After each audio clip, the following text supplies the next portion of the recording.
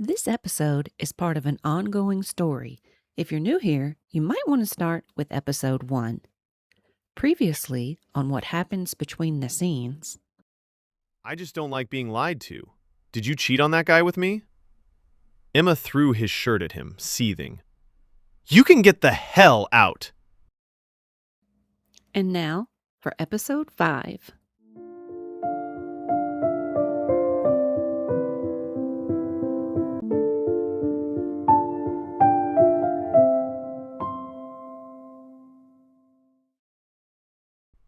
You asked me the same question. Her entire body tightened up as she listened to his allegations. That is not what I asked you. Then what? I wanted to know if you used me to get back at your girlfriend. No! I didn't come over here to sleep with you, but you look so damn sexy and... You're blaming me? She asked. Lee took a breath and sat on one of her high-backed leather stools. He threw his t-shirt over his shoulder and stared at the counter. Within a few minutes, he regained composure and spoke again with a gentler tone. It's true that I was angry with her, but she didn't play into the situation. I wanted to be with you that night, and that's all. He swiped the air as he spoke. Emma believed him. Though he didn't have a right to ask about her situation, something inside her wanted to make it clear that she hadn't lied. My good friend Brandon and I were waiting for his girlfriend at the coffee shop. I freaked out when you came in, and he helped me focus. I don't understand. Why would you freak out? What the hell was that stage kiss, Lee? She asked. In spite of herself, she couldn't stop her hands from shaking as she asked the question. I was already nervous because of what happened, and with Kira sitting there watching us. Lee closed his eyes in disbelief of his actions. Oh shit, I'm sorry, he said. Did you tell her about us? No, I wouldn't do that to you. He went to her, reaching out to steady her, but she backed away. But you'll come in here and practically accuse me of being a cheater and a liar? Her voice cracked, and she felt infuriated that she couldn't keep her emotions in check. Ignoring her prior objections, Lee moved closer and enveloped her in his arms. Emma, I just got confused when I saw you. I know you're not those things. You said you wanted to be friends. I do.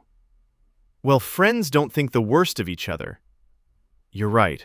I'm sorry, okay? Still rigid in his grip, she finally calmed down. I don't know what happened today, he said. The scene just got me carried away. Dropping her forehead into his chest, she said, I feel like such an idiot. Lee stroked her hair. You're not. I embarrassed you, and I feel terrible. She gave in to his apology hug, reaching behind him to squeeze him in return. They settled the matter and said goodnight. Later, when she walked through her apartment to do a final lockup check, she found Lee's t-shirt on her counter. He'd flung it there when he'd gone to console her.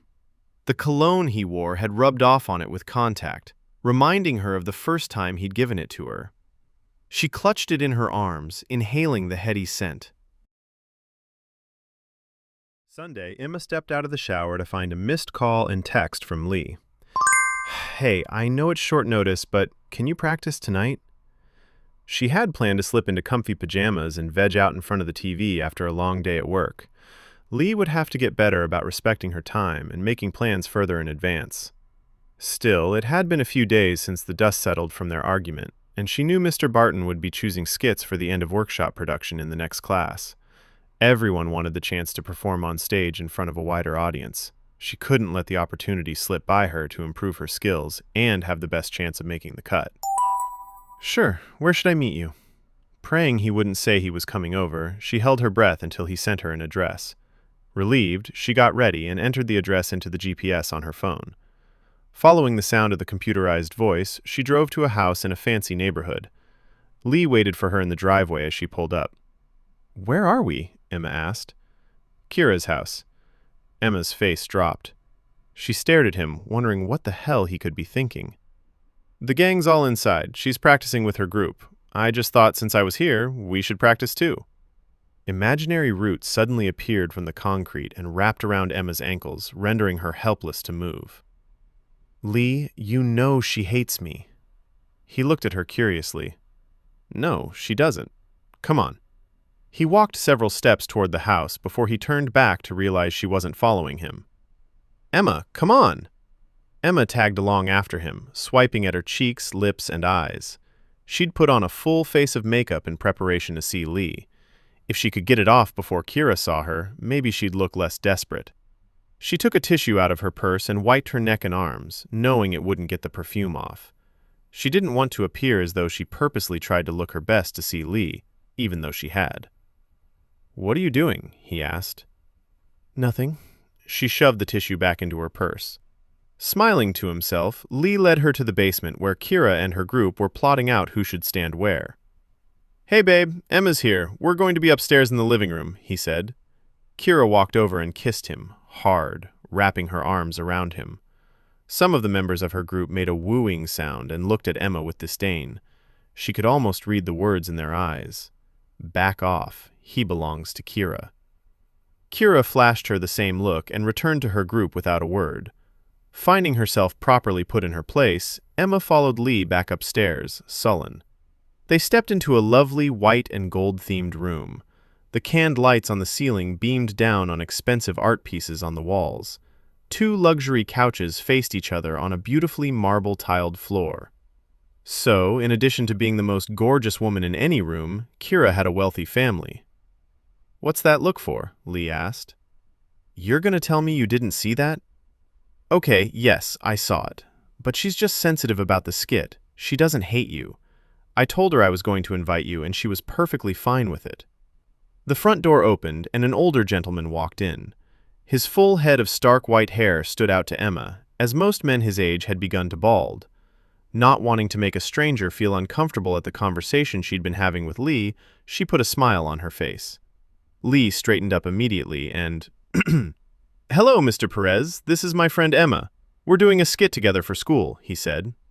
"Well, hello, Emma," said Kira's father. His genuine friendliness made her melt inside. "Lee, you are lucky to work with such an enchanting lady." He walked to Emma and took her hand to his lips. Her pretend smile turned into a real one. "Thank you, sir," Emma said. "My daughter will not be happy to see the two of you perform together. But don't you worry. We know Lee is good and trustworthy." He patted her shoulder as he walked away. "I'll leave you two alone." When he left the room, Emma wondered if his comment about Lee served as some sort of warning, or if it truly conveyed his trust and confidence. She stuck her finger in Lee's face. "You do not kiss me, you hear? I don't care if it's part of the skit. Your lips do not touch mine any time while we're here. Got it?" Lee threw his hands in the air. "Got it, but I don't know what you're so upset about."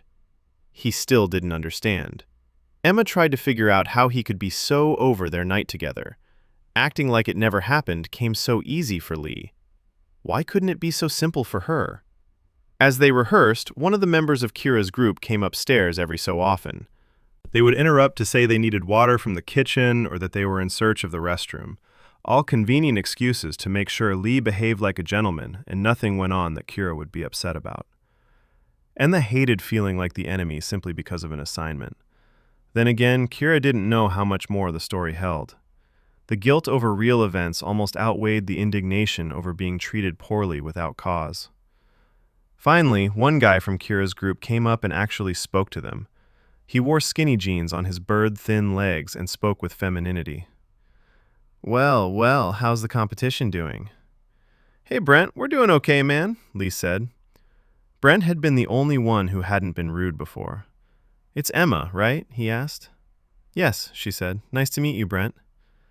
"Oh, girl, your name is Mud downstairs," Brent said. Emma looked at Lee and sarcastically replied, "That's great." Brent flapped his wrist in the air.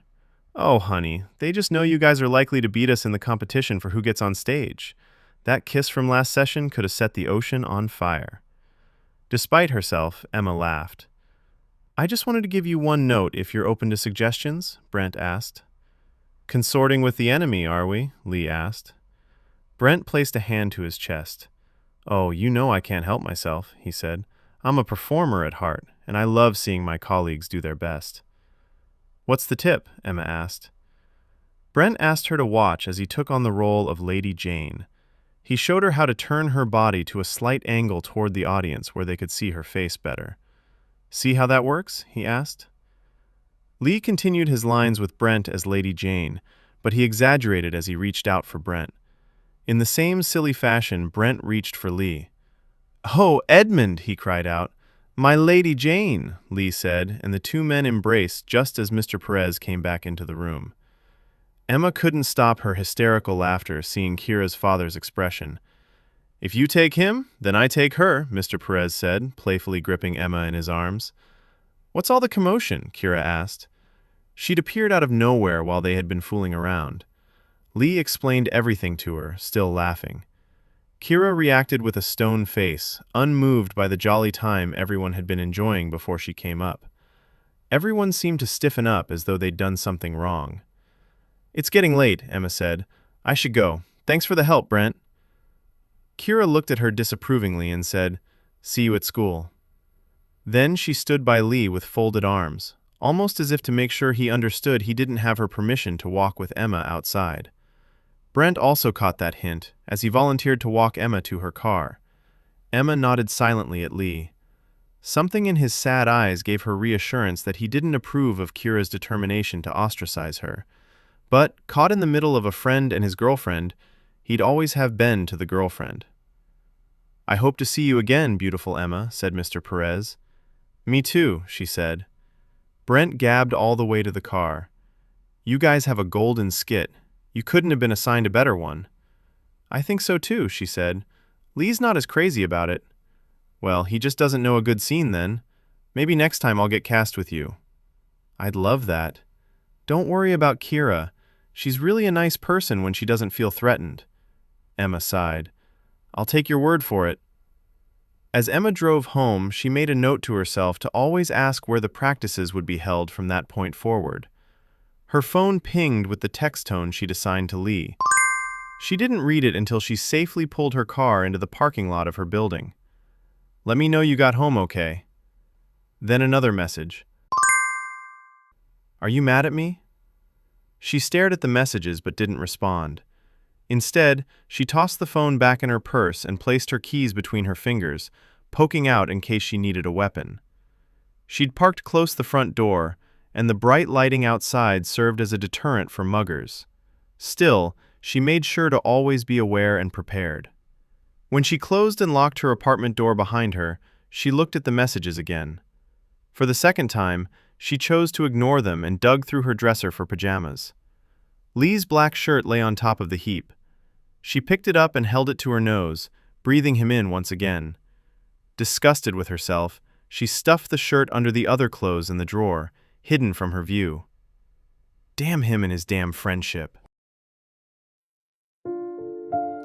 Thanks for listening to What Happens Between the Scenes. If you're enjoying the story, please make sure to subscribe so you don't miss the next episode. Episodes are released weekly, and you can also find me on social media channels at Laura Purple Butterfly. See you next week. Street lights